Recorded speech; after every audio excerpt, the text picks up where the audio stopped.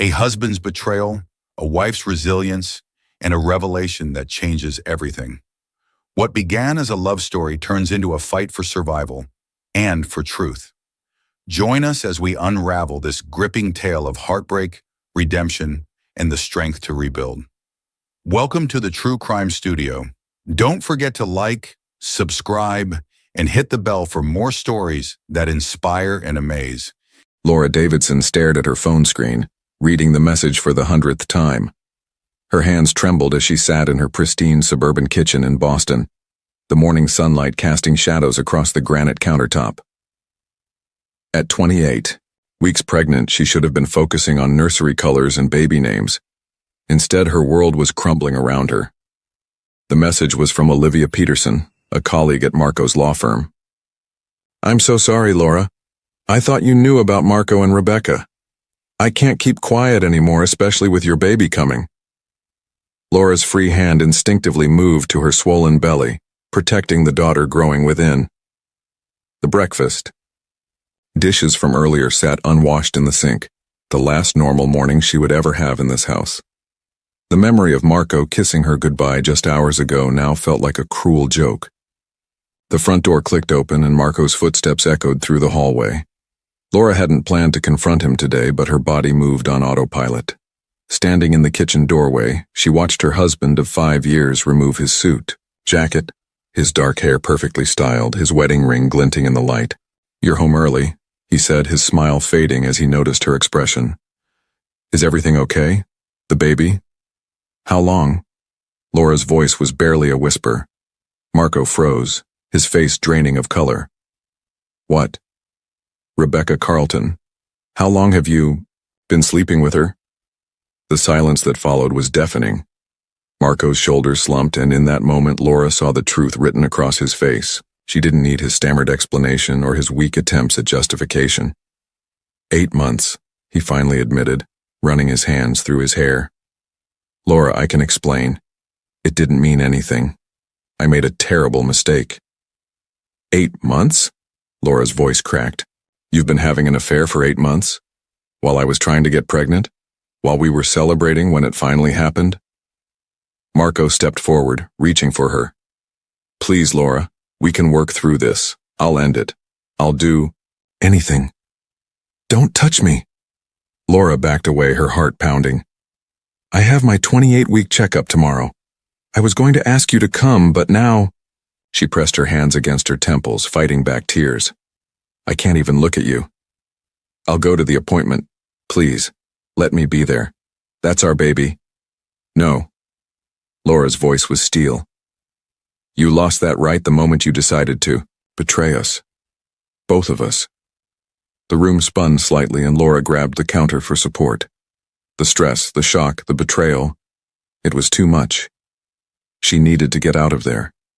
Needed to breathe.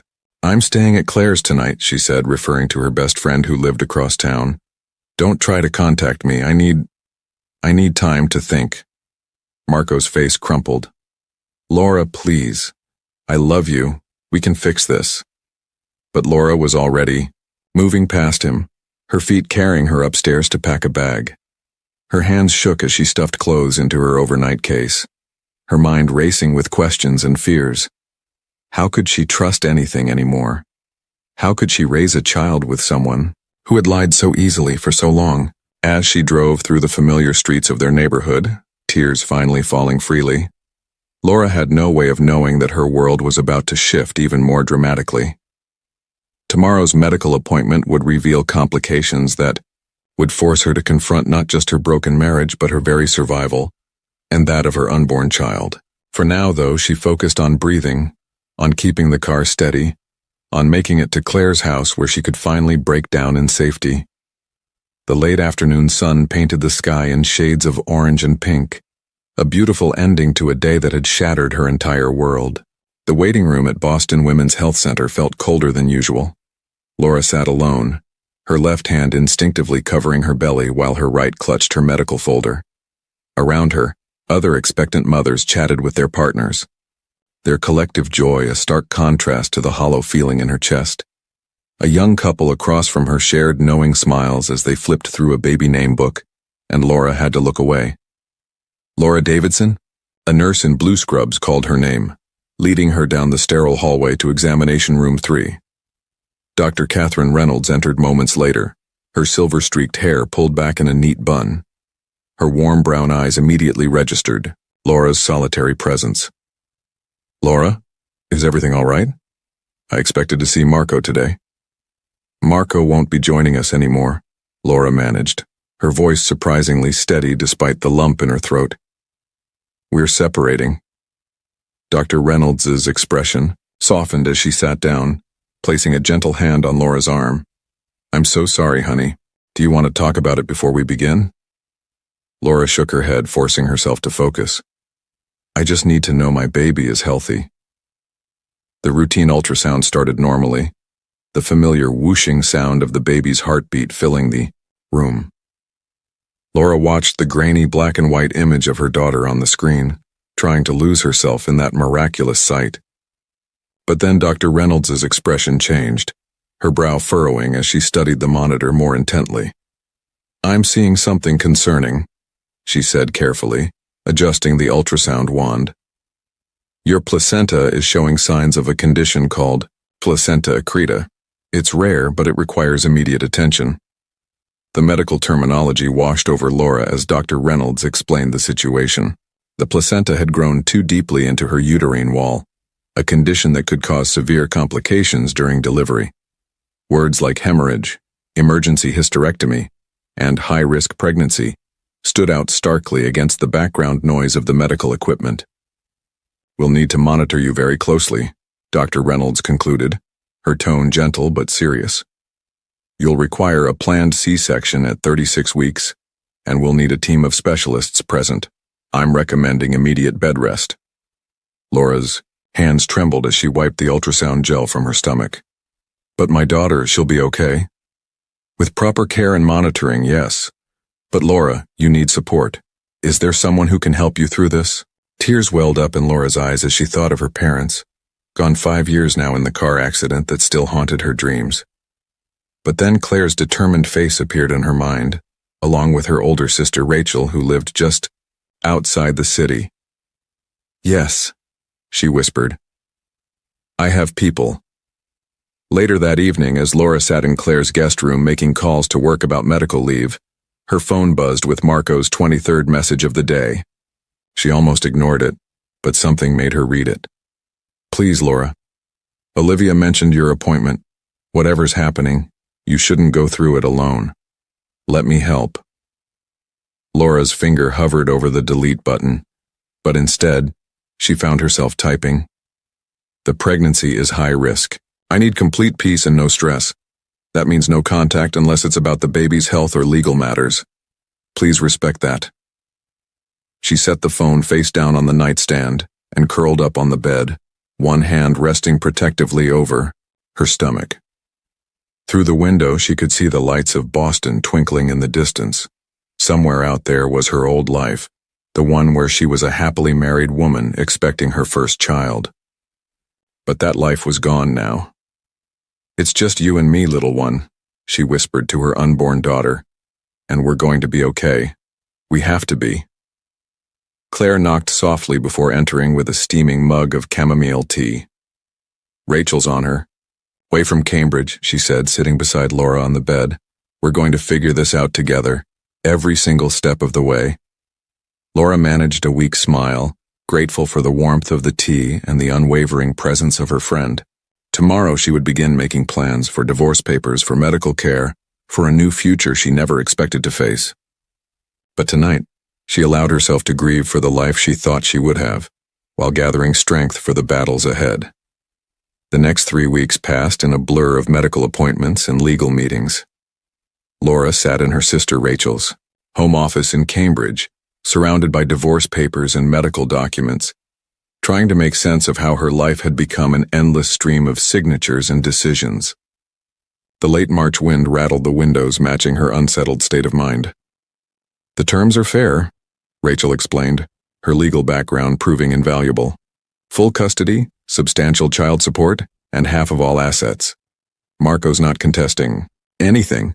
She paused, studying her sister's face. He knows he has no grounds to fight.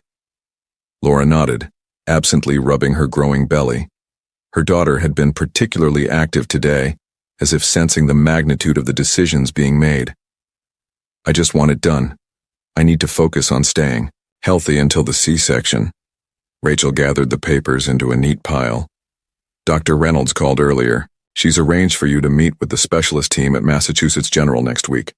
I've already cleared my schedule to take you. You don't have to. Stop. Rachel's tone was firm but gentle. You're not alone in this. Claire's handling the sale of your house. I'm managing the legal side, and between us, we'll make sure you and my niece have everything you need. Tears welled in Laura's eyes, but for the first time in weeks, they weren't entirely from sadness. The baby kicked again, and she managed a small smile. She's going to have the best aunt and godmother ever. Speaking of which, Rachel hesitated. Marco's mother called me. She wants to see you. Laura's smile faded. Eleanor Davidson had always been kind to her, treating her like a daughter, rather than an in-law. The thought of facing her now with her marriage to Marco in shambles made her chest tight. I can't, Laura whispered. Not yet. It's too much. Rachel nodded understandingly. I'll handle it. You just focus on rest and staying stress-free. She glanced at her watch. Claire should be here soon with dinner. The realtor called her. There's already an offer on the house. The news should have been relieving, but Laura felt a fresh wave of grief. That house had been meant to be their family home. They'd spent months choosing the perfect nursery color, debating between soft yellow and gentle mint green. Now someone else would paint over their dreams, replace their memories with new ones. I found a small apartment in Brookline, Laura said, changing the subject. It's close to the hospital and has excellent schools nearby. Once the house sells. A sharp pain in her abdomen cut off her words. Laura gasped, clutching her stomach. Laura? Rachel was instantly at her side. What's wrong? I don't know. Laura breathed through the pain. It's probably nothing. Dr. Reynolds said some discomfort is normal. But Rachel was already reaching for her phone. We're not taking chances. I'm calling an ambulance. The next few hours passed in a haze of hospital monitors and concerned medical staff. Dr. Reynolds arrived quickly, her presence both reassuring and worrying. After a thorough examination, she delivered her verdict. It was a warning sign, she explained. The placenta is causing more complications than we initially thought. I'm admitting you for the remainder of your pregnancy. We need to monitor you and the baby, 24/7. Laura stared at the hospital ceiling, feeling the weight of this new reality settle over her. 6 more weeks of pregnancy, all of them to be spent in this sterile room. She thought of the apartment in Brookline, of all her careful plans now thrown into chaos. Rachel squeezed her hand. I'll handle everything. The house sale, the apartment, all of it. You just focus on keeping my niece safe. Later that night, alone in her hospital room, Laura watched the monitors tracking her baby's heartbeat. The steady rhythm was oddly comforting, a reminder that despite everything falling apart, something beautiful was still growing, still fighting to exist. We're fighters, aren't we, little one? She whispered, running her hand over her belly. And we're going to prove it to everyone. 3 weeks into her hospital stay, Laura had memorized every crack in the ceiling tiles above her bed. The monotony of her days was broken only by medical checks, visits from Rachel and Claire, and the constant rhythm of machines monitoring her and her baby's vital signs. April rain streaked the windows of her room at Massachusetts General, matching her melancholy mood. The television droned quietly in the background, providing white noise to mask the constant hospital sounds. Laura was flipping through a baby name book Claire had brought when a knock at the door made her look up. Her heart stopped when she saw Marco standing in the doorway, his suit wrinkled and his eyes haunted. What are you doing here? She asked, instinctively placing a protective hand over her belly. Marco held up a thick manila envelope. The final divorce papers. Your lawyer said they needed to be delivered in person. He hesitated. And I wanted to check on you. Both of you. Laura's first instinct was to tell him to leave, but exhaustion had worn down her anger to a dull ache. You could have had them messengered. I know. He remained in the doorway as if afraid to enter without permission. Dr. Reynolds called me. She said there were complications last week. I told her not to. I'm still listed as your emergency. Contact, he interrupted softly. They legally had to inform me. A moment of tense silence stretched between them, broken only by the steady beeping of the fetal monitor. Finally, Laura sighed. You might as well come in. The nurses will think it's strange if you keep standing there. Marco entered cautiously, placing the envelope on her bedside table. His eyes darted to the monitors, trying to make sense of the numbers and waves. Is she okay? The baby? She's fighting, Laura replied, unable to keep the pride from her voice. The doctors say she's strong, developing well despite everything. She didn't add that everything included the stress he had caused. Like her mother, Marco said quietly, and Laura felt tears threatening. She blinked them away, refusing to let him see her cry again. I've been thinking about names, she said, changing the subject. I want something strong, something with meaning. Marco nodded, his hands fidgeting with his tie. Your sister mentioned you found an apartment in Brookline. Yes, it's small, but... Laura broke off as a sharp pain shot through her abdomen. The monitors began beeping more rapidly. Marco's face paled. Should I call someone? No. Laura breathed through the discomfort, the way her nurses had taught her. It happens sometimes. The doctors say it's normal with my condition. The pain subsided, but Marco remained tense, hovering uncertainly. I've been seeing someone, he blurted out. A therapist, I mean. Trying to understand why I destroyed everything good in my life. Laura looked at him then, really looked at him for the first time since he'd entered. The polished lawyer she'd married was gone, replaced by someone who seemed smaller, more vulnerable, but she couldn't afford to care about his journey of self-discovery. Her focus had to be on survival, hers and her daughter's. I hope it helps you, Marco, but I can't be part of your healing process. I need to focus on mine. He nodded, understanding in his eyes. Of course, I want you to know that whatever you need, whenever you need it, I'm here. No strings attached, no expectations. Just help, if you want it. Before Laura could respond, her afternoon nurse bustled in. Time for your checkup, Mrs. Davidson. Oh, I'm sorry, I didn't realize you had a visitor. He was just leaving, Laura said quietly. The papers are signed? Marco nodded, already backing toward the door. Everything's there. Take care of yourself, Laura, and thank you for letting me see you. After he left, the nurse checked Laura's vitals, chatting cheerfully about the improving spring weather. But Laura barely heard her, lost in thoughts of the past and the future. Her daughter kicked, a strong movement that made the monitor jump. Still fighting, little one? Laura whispered once she was alone again. Good, because Mommy's going to need all the strength she can get.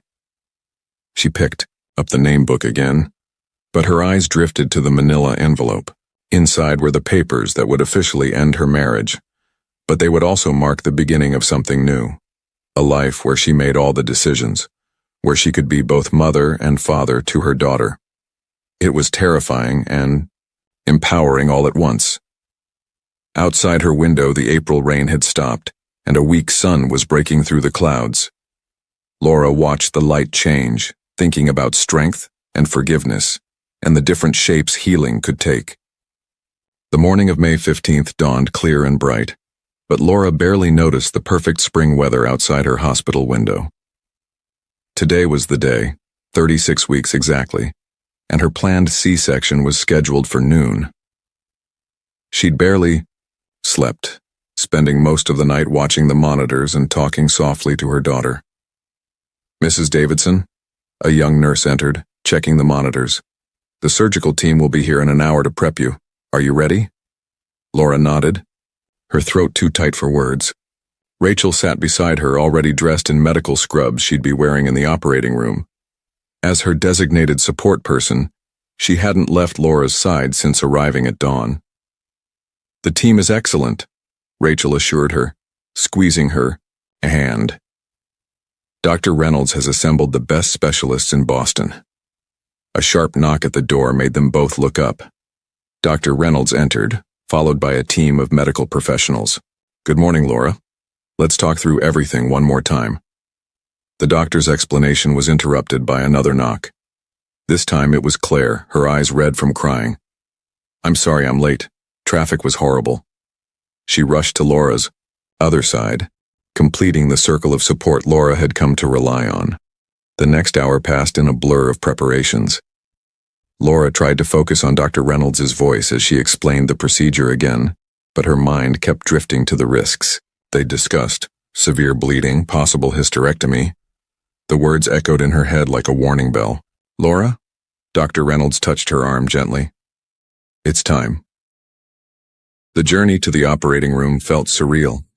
The fluorescent lights above seemed too bright, the corridor too long. Rachel walked beside her bed, still holding her hand, while Claire waited behind to handle any necessary paperwork. In the operating room, the team worked with practiced efficiency. Laura felt strangely detached as they positioned her, placed the spinal block, hung the blue surgical drape. Rachel's steady presence beside her head was her only anchor to reality. "Okay, Laura." Dr. Reynolds' voice came from behind the drape. "We're starting now. You'll feel some pressure, but no pain. Just focus on your breathing." Laura closed her eyes, concentrating on the rhythmic beeping of the monitors. She thought about the nursery waiting in her new apartment, painted the soft mint green she'd chosen herself. She thought about the future, about first steps and first words, about, "There's more bleeding than we anticipated," someone said sharply. The room's energy shifted instantly. "BP's dropping," another voice called out. "Laura, stay with us," Dr. Reynolds commanded. "We're almost there." Rachel's grip on her hand tightened. "You're doing great, little sister. Just hold on." The pressure in her abdomen increased and Laura felt a tugging sensation. The room seemed to spin slightly, the lights above blurring into streaks of white. And then, a cry. Strong and clear and perfect. "She's here," Dr. Reynolds announced. Time of birth 12:17 p.m. Laura tried to focus on her daughter's cries, but the room was starting to fade around the edges. She could hear urgent voices, medical terms she didn't understand. Rachel's face above her looked scared. "Laura? Laura, stay with us." Dr. Reynolds' voice seemed to come from very far away. "We need to control this bleeding. Get 2 more units of blood up here, stat." "The baby," Laura managed to whisper. "Is she okay?" "She's perfect," Rachel assured her, but her voice cracked. 5 pounds, 8 ounces of perfect. You did it, Laura. You just need to hold on a little longer." Laura wanted to respond, but darkness was creeping in at the edges of her vision. The last thing she heard was her daughter's strong cry, a sound full of life and promise before everything faded to black. When she opened her eyes again, the first thing she noticed was the soft beeping of monitors, different from the ones she'd lived with for weeks. The room was dim, lit only by the glow of medical equipment. Rachel was slumped in a chair beside her bed, holding something small wrapped in a pink blanket. "Hey," Laura whispered, her voice rough. Rachel's head snapped up, tears immediately filling her eyes. "Oh, thank God." She stood carefully, cradling her precious bundle. "Someone's been waiting to meet you properly." And there she was, tiny and perfect, with a shock of dark hair and eyes that seemed to hold all the wisdom in the world. Laura's arms shook as she reached for her daughter, but Rachel helped position them both safely. "Sophia," Laura breathed, the name she'd chosen weeks ago finally feeling real. Sophia Rachel Davidson. Her daughter yawned, tiny fingers flexing against the blanket, and Laura felt her heart expand with a love so fierce it took her breath away. In that moment, every struggle, every pain, every tear had been worth it. Sophia was here. She was healthy, and they were both alive. They were survivors, they were fighters, and they were just beginning. 2 months after Sophia's birth, Laura stood in her Brookline apartment's kitchen, gently swaying as she heated a bottle with one hand while holding her sleeping daughter against her shoulder. The morning sun streamed through the windows, casting a golden glow across the small but cozy space she now called home. "Almost ready, sweet girl," she whispered, testing the milk temperature on her wrist. Sophia stirred slightly, making the tiny snuffling sounds that never failed to melt Laura's heart. A soft knock at the door announced Rachel's arrival for their daily morning check-in. "Look who's already mastering the one-handed bottle prep," her sister said admiringly, setting down a bag of groceries. "Necessity is quite the teacher," Laura replied with a tired smile. The physical recovery from Sophia's birth had been challenging, but the emotional healing was proving to be an even longer journey. The realtor called yesterday. The house sale is finally closing next week. Rachel paused in unpacking the groceries. "How do you feel about that?" Laura looked down at Sophia's peaceful face, considering the question. "Ready. It feels like the last tie being cut, you know? The final piece of that life being packed away. And Marco? Has he—" "His lawyer sent the child support documents," Laura interrupted, not wanting to dwell on her ex-husband. "Everything's set up. He's respecting my boundaries, keeping communication strictly about Sophia and legal matters." Rachel nodded, but Laura caught the concerned look in her eyes. They both knew Marco had been asking about visiting his daughter. Laura had delayed making that decision, focusing instead on establishing a routine with Sophia and healing from her near-death experience during the birth. The bottle warmer beeped, and Laura moved to the living room to feed Sophia. The nursery, painted in the soft mint green she'd chosen, was visible through the open door.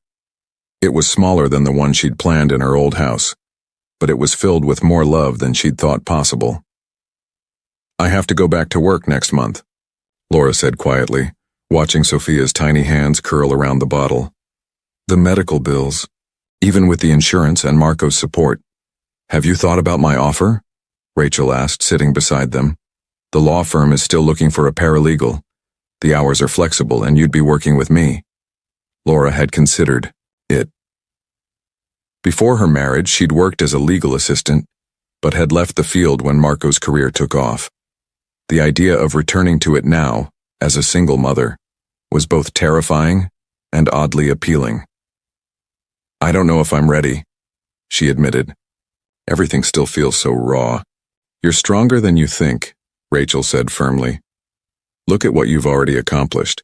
You survived a high-risk pregnancy, a life-threatening delivery, and you're raising this beautiful girl on your own. You're not just surviving anymore, Laura. You're thriving." Sophia finished her bottle, and Laura gently moved her to her shoulder for burping. The familiar motion brought comfort, a reminder that amid all the uncertainty, some things were beautifully simple. "I got another card from Eleanor yesterday," Laura said, referring to Marco's mother. She included new pictures of herself. She wants Sophia to know her grandmother even from a distance. And maybe it's time. Not for Marco, not yet, but for Eleanor. Sophia deserves to know the family members who truly want to be in her life. The morning light had shifted, creating patterns on the hardwood floor. Laura watched them dance, remembering how lost she'd felt just months ago. Now, holding her daughter, surrounded by the life she was building piece by piece, she felt something she hadn't expected: hope. "I think I'll take that job," she said, finally. "You're right. It's time to do more than just survive." Rachel smiled, reaching out to stroke Sophia's dark hair. "That's my sister. Always stronger than she knows." Laura looked around her small apartment at the mix of old and new, at the life she was crafting from the ashes of her old one. It wasn't perfect, but it was real. It was hers, and with Sophia in her arms, it was more than enough. 10 years had passed like pages turning in a book, each chapter bringing new joys and challenges. Laura sat at her desk in Rachel's law firm, reviewing case files when her cell phone lit up with a message from Sophia's school. Her heart skipped a beat. Middle-of-the-day calls were never good news. "Mrs. Davidson?" Sophia's teacher, Mrs. Henderson, sounded hesitant. Could you come to the school? There's been an incident. Sophia's okay, but we need to discuss something. 30 minutes later, Laura found herself in the school counselor's office, facing her 10-year-old daughter who sat with shoulders slumped, dark hair hiding her face. The family tree project she'd been working on lay crumpled on the desk between them. She refused to complete the assignment, Mrs. Henderson explained gently. When Christopher Matthews made a comment about her not having a father to include Sophia, well, she threw her textbook at him. Laura's heart clenched. They'd had a similar incident last month when Sophia's friend Ashley talked about her dad, teaching her to ride a bike. The questions were becoming more frequent, the absences more noticeable. Can I talk to my daughter alone? Laura asked. Once the teachers left, she moved to kneel beside Sophia's chair. Want to tell me what happened? Sweetheart? Sophia lifted her head, revealing eyes bright with unshed tears, eyes that looked so much like Marco's it sometimes took Laura's breath away. Why doesn't he want to know me, Mom? Is it because I did something wrong? Oh, baby, no. Laura pulled her daughter into a tight embrace. You've never done anything wrong. The situation with your father, it's complicated. That's what you always say. Sophia pulled away, frustration evident in her voice. But I'm not a baby anymore. I deserve to know. Everyone else has a dad. Even kids with divorced parents see their dads on weekends. Why don't I? Laura took a deep breath, remembering her therapist's advice about age-appropriate honesty. She'd known this day was coming, had prepared for it, but now that it was here, the words stuck in her throat. Your father, she began carefully. He made some mistakes before you were born. Mistakes that hurt me very deeply. I needed to protect myself. And you, by creating some distance. But what if he's changed? Sophia's voice was small. Grandma, Eleanor always says people can change. The mention of Eleanor made Laura pause. Over the years, she'd maintained a careful relationship with Marco's mother, allowing her to be part of Sophia's life through letters, phone calls, and carefully supervised visits. Eleanor had respected Laura's boundaries while ensuring Sophia knew she was loved by her grandmother. You're right, Laura said finally. People can change. And maybe it's time we talk about your father more openly. Would you like that, even with the insurance and Marco's support? Have you thought even with the insurance and... Sophia nodded eagerly, wiping her eyes. Does he know what I look like? Does he know I made the honor roll? That I play soccer? He knows, Laura admitted. Through Eleanor and the occasional updates Laura's lawyer provided, Marco had been kept informed of Sophia's major milestones. He sends cards for your birthday and Christmas through his lawyer. I've never seen them. I kept them, Laura said quietly. In a box at home. I thought when you were older you might want to read them. Sophia's eyes widened. Can we read them tonight? Laura studied her daughter's hopeful face, seeing the same determination she'd inherited from both her parents. Yes, tonight we'll start talking about your father. Really talking, but Sophia? She waited until her daughter met her eyes. No more throwing books, okay? A small smile finally appeared on Sophia's face. Okay. But Mom? Christopher really was being a jerk. Laura laughed softly, pulling her daughter close again. That's still no excuse for violence. Come on, let's get you back to class. We have a lot to talk about tonight. As they walked back to Sophia's classroom, Laura felt the weight of the years of careful silence about Marco. She'd protected her daughter the only way she knew how, but perhaps it was time for a different kind of protection, one that came from understanding rather than absence. That evening, Laura sat cross-legged on her bedroom floor, a weathered shoebox in front of her. Sophia mirrored her position, watching intently as Laura lifted the lid. Inside, organized by date, were 10 years' worth of unopened envelopes, each one containing a piece of the father Sophia had never known. There's so many, Sophia whispered, running her fingers over the neat stack. Laura selected the first envelope, postmarked just weeks after Sophia's birth. Her hands trembled slightly as she broke the seal, Would you like to read it or should I? You read it, Sophia said, hugging her knees to her chest. Please. Laura unfolded the letter, the paper crisp despite its age. Marco's familiar handwriting filled the page. Dear Sophia, you're just 3 weeks old today. Your grandmother showed me a picture of you sleeping in your nursery, and I've never seen anything more perfect. The doctors say you're strong and healthy just like your mother. I want you to know that even though I'm not there, I think about you every day. I dream about the sound of your first laugh. Wonder what your first word will be. Laura's voice, got. Sophia leaned against her, providing unexpected comfort. Keep going, Mom. The next letter was from Sophia's first birthday. My darling daughter, you're walking now. Your grandmother told me you took your first steps last week. I imagine you toddling around, discovering the world with that fearless spirit babies have. I hope you know that every milestone, every achievement brings joy to my heart even from afar. They read through the years. Sophia's first day of kindergarten, her 7th birthday when she lost her first tooth, her first soccer game. Marco had marked each moment with words full of love and regret, pride and longing. He never forgot anything, Sophia said softly, holding a recent letter describing how proud he was of her honor roll achievement. But Mom, if he cares this, Hutch, why didn't he fight harder to see me? Laura closed her eyes, memories washing over her. Sometimes when people know they've done wrong, they try to respect the boundaries others set, even when it breaks their heart. Your father, he knew I needed space to heal, to raise you without the complications of our past. Do you still need that space?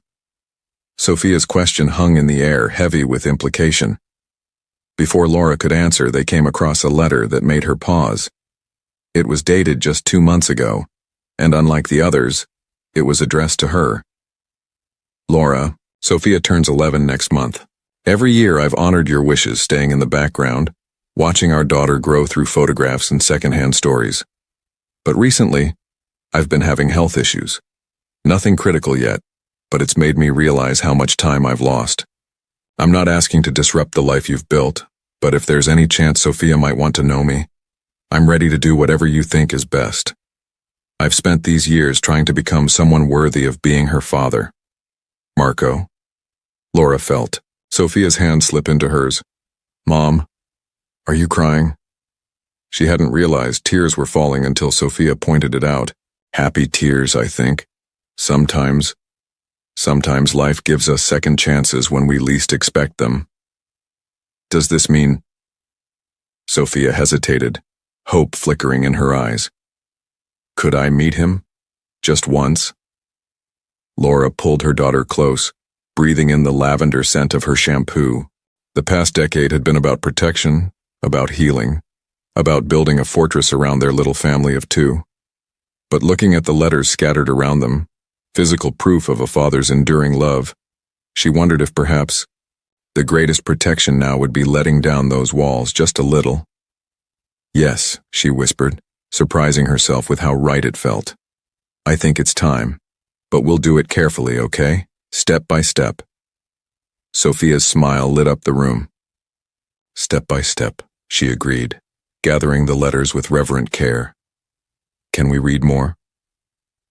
As the night deepened around them, mother and daughter continued to piece together their history through Marco's words, building a bridge across 10 years of silence. The Boston Public Garden buzzed with weekend activity, but Laura hardly noticed the crowds as she sat on a bench near the swan boats, her hand firmly clasped in Sophia's. They had arrived 20 minutes early, Laura's attempt to calm her daughter's nervous energy, though her own heart raced just as fast. What if he doesn't like me? Sophia whispered, smoothing her favorite blue dress for the 100th time. What if I'm not what he expected? Laura turned to face her daughter, taking in the worried crease between her brows, so like Marco's that it made her chest tight. Impossible. You're more than anyone could expect, sweet girl. Just be yourself. Rachel stood nearby, providing silent support while trying to appear casual about watching every approaching figure. They had agreed she would stay within sight, but give them space for this moment. The early October breeze rustled through trees, painted in autumn colors, sending leaves dancing around their feet. "Is that him?" Sophia's grip tightened as a tall figure approached from the bridge. Laura nodded, her throat suddenly dry. Marco looked different from her memories. His hair now streaked with gray at the temples, his face more lined. He carried a small gift bag and moved with the careful steps of someone approaching a wild animal they didn't want to startle. Time seemed to slow as he reached them. Sophia stood, unconsciously pressing against Laura's side. For a moment, father and daughter simply stared at each other, both searching for traces of themselves in the other's face. "Hello, Sophia." Marco's voice was rough with emotion. "I've waited so long to meet you." Sophia glanced at Laura, who gave her an encouraging nod. "Hi," she managed, her voice small but steady. I read your letters." Marco's eyes filled with tears. "You did? I hoped. I wasn't sure if—" "Mom kept them all," Sophia continued, gaining confidence. "Even the ones about my soccer games. Do you really watch them sometimes?" Marco nodded, sinking onto the bench across from them. "From the far side of the field. I didn't want to make anyone uncomfortable, but I couldn't bear to miss seeing you play. You're amazing out there, so fast and fearless." "Like Mom," Sophia said loyally, and Laura felt her heart swell. "Yes," Marco agreed softly. "Exactly like your mother." He held out the gift bag. "I brought you something. It's not much, but—" Sophia looked to Laura again, receiving another nod before accepting the bag. Inside was a handmade photo album, its cover decorated with pressed flowers.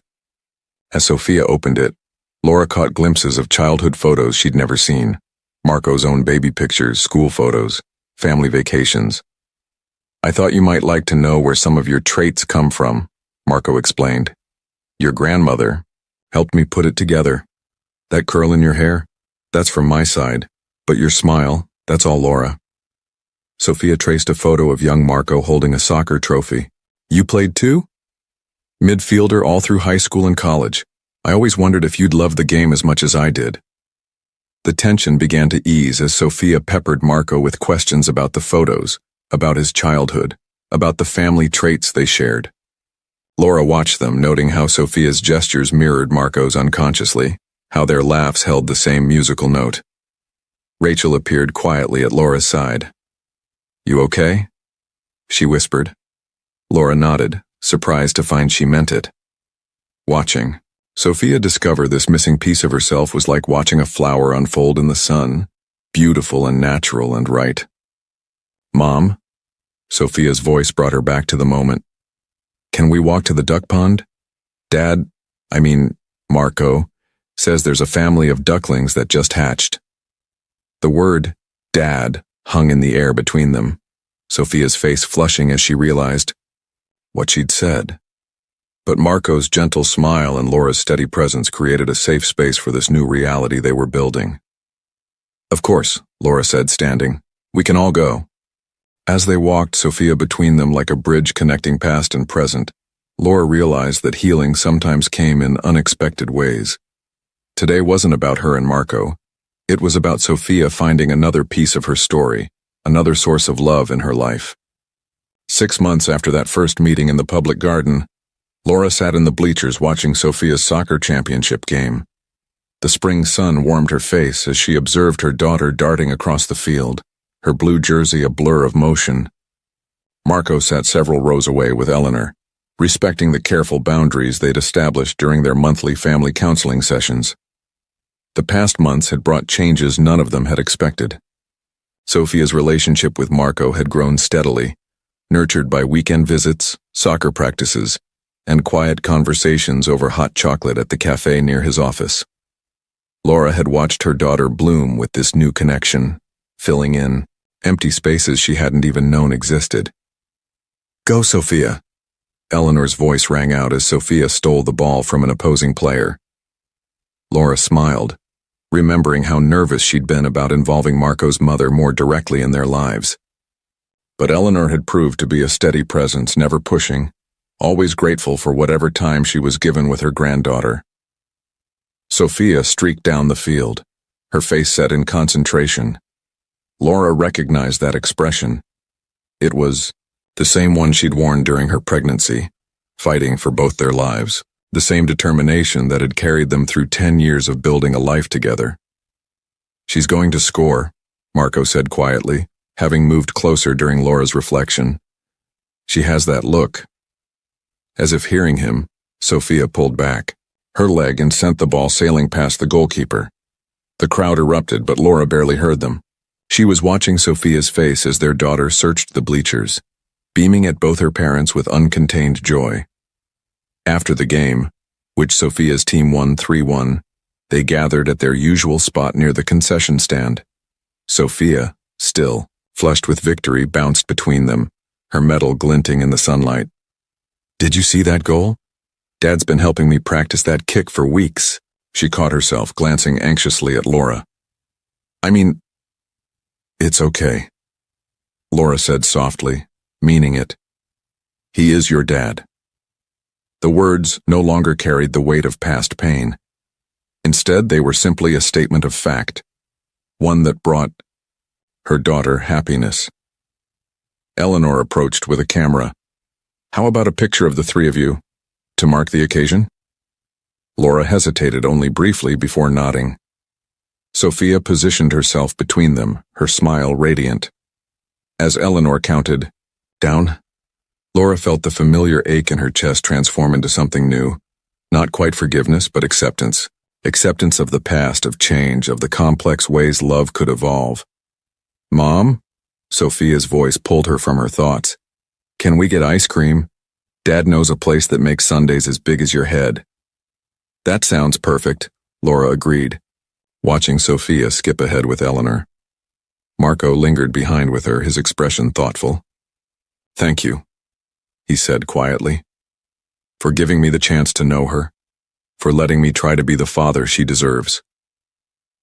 Laura considered his words, remembering the young woman she'd been, shattered by betrayal and fighting for survival. She thought, of all the letters in that shoebox, of Sophia's face lighting up when she talked about soccer practice with her dad, of the careful way Marco had respected every boundary she'd set. "We've all grown," she replied finally. "Sometimes the hardest things to forgive lead us exactly where we need to be."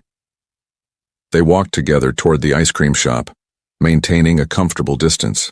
Ahead, Sophia was animatedly describing her winning goal to Eleanor, her hands gesturing wildly. Laura watched her daughter, their daughter, and felt at peace with the journey that had brought them here. Life hadn't turned out the way she'd planned 11 years ago, but maybe it had turned out exactly as it should. Sophia had both. Her parents' love, Marco had found redemption in fatherhood, and Laura had discovered that true strength sometimes meant letting go of old pain to make room for new joy. As Sophia ran back to grab both their hands, pulling them forward with infectious enthusiasm, Laura realized that some stories didn't need perfect endings. They just needed real ones, filled with truth and growth and hope for tomorrow. This story reminds us that life's greatest challenges can lead to the most unexpected transformations. Laura's strength shows us the power of resilience, forgiveness, and the courage to create a brighter future. If this story moved you, please like, subscribe, and hit the bell to join us for more powerful tales from the True Crime Studio. Thank you for watching, and may your days be filled with strength, hope, and endless joy. See you in the next story.